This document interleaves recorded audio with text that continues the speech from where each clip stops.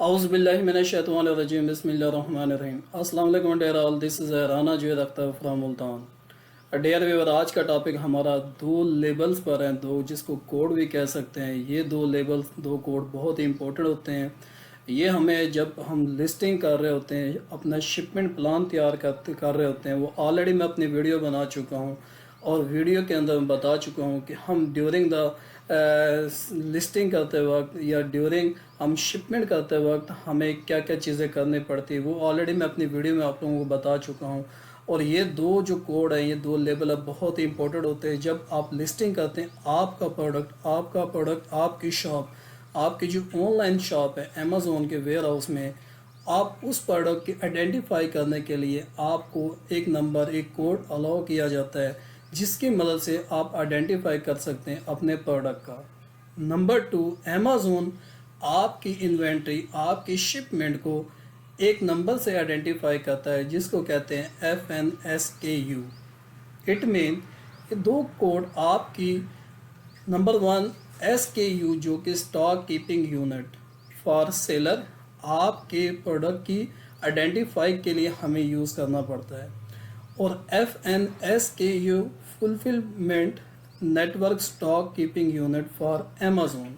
It mean जब आपकी inventory Amazon के वेयर हाउस में पहुंच जाती है, जब वो स्कैन करता है इस लेबल पे, तो उसे पता चल जाता है कि ये स्टॉक किस सेलर का है, और इसकी मदद से आपके स्टॉक को वो अपनी सेल्फों, यानी कि आप जो एक सेल्फें बनाई होती, शॉप बनाई होती, एक स्पेसिफिक एरिया आपके नाम पे अलाउ किया होता है, वो उनकी सेल्फों में, उनके रैकों में आपका यूनिट, आपका स्टॉक वहाँ पे रख देता है। यहाँ पे एक मैं लिटिल ओवरव्यू दे देता हूँ न्यू कमर के लिए, जो न्यू यानी कि अपना स्टूडेंट अमेज़ॉन की दुनिया में माशाल्लाह इंटरेस्ट ले रहे हैं।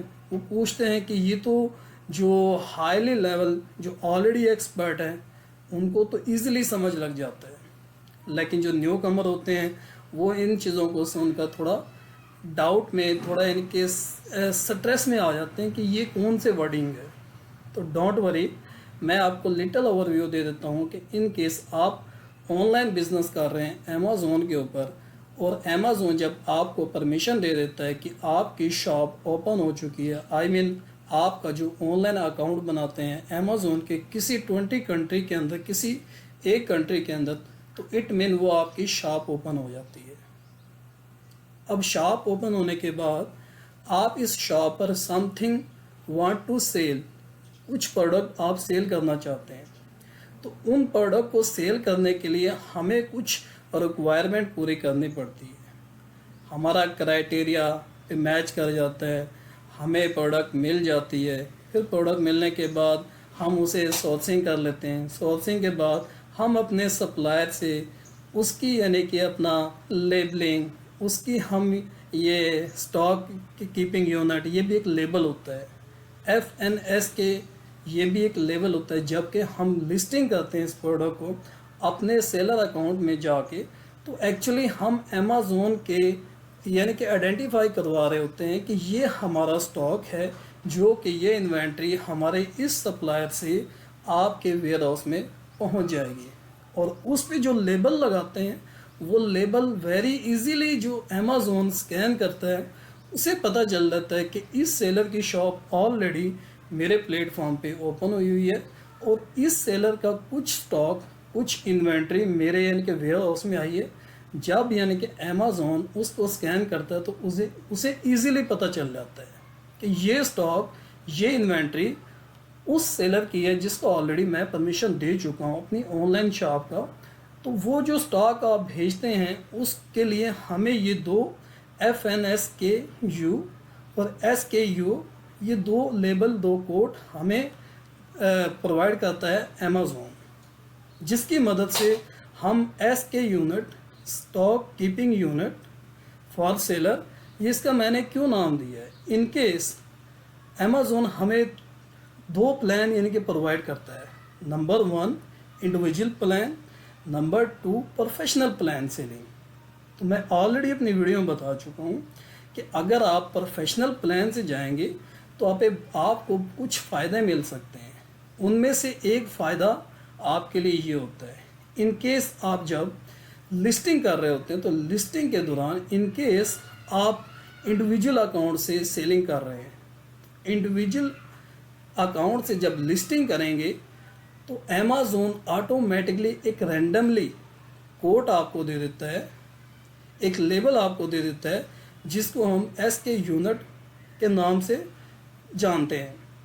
तो वो यूनिट रैंडमली अमेज़न हमें दे देता है इंडिविजुअल अकाउंट में जब हम लिस्टिंग कर रहे होते हैं।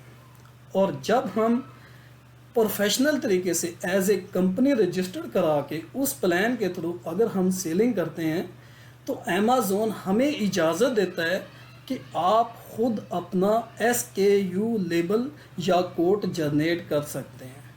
उसमें मैं एक छोटी सी एग्जांपल देता हूँ। फॉर एग्जांपल हम MS वर्ड पे समथिंग कुछ लिखते हैं और उस डेटा को सेव करने के लिए हम स्पेसिफिक नाम दे देते हैं कि ये डाटा हम इस नाम से सेव कर लेते हैं और इन द फ्यूचर हम जस्ट यानी कि सर्च करते हैं तो वही शीट हमारे सामने आ जाती है। इट मीन वो हमने खुद क्रिएट की है। और प्रोफेशनल सेलिंग प्लान से अमेज़न हमें परमिशन देता है कि आप अपने इस स्टॉक का खुद से एक लेबल, एक कोड जनरेट कर सकते हैं। फॉर एग्जांपल मैं 10 यूनिट सेल करता हूँ, मल्टीपल चीज़ें हैं, उन्हीं 10 चीज़ों में एक स्पॉन जिसको मैं नाम देना चाहता हूँ, यूनिट उसमें 10 है, तो मैं इस स्पॉन को एक स्पेसिफिक नाम दे देता हूँ कि मेरे स्पॉन 10 यूनिट और इस डेट को मैंने इसको इन्वेंट्री किया, तो मैं जस्ट अपनी रिमाइंडिंग के लिए वो कोड उसको एक नाम दे देता हूँ। तो इट मीन अमेज़न मुझे परमिशन देता है प्रोफेशनल प्लान से कि आप अपने इन्वेंट्री, अपने स्टॉक का खुद से एक कोड जनरेट कर लें। तो आई थिंक आप लोग अंडरस्टैंड कर चुके हैं कि अमेज़न जो सेलिंग प्लान देता है उसमें इंडिविजुअल और प्रोफेशनल में हमें क्या अच्छी चीज़ें मिलती हैं और क्या नहीं। तो जब आप ये कोड जनरेट कर लेते हैं तो वो आप जनरेट करके अपनी प्रोडक्ट की आइडेंटिफाई के लिए वो एक SK यूनिट बन जाता है। आई होप कि आप लोग समझ चुके हैं कि SK यूनिट क्या है। Number 2, FNSK unit, fulfilment network stock keeping unit for Amazon. अच्छा, ये लफ्ज़ दो चीज़ों के मजमूए पे बनता है।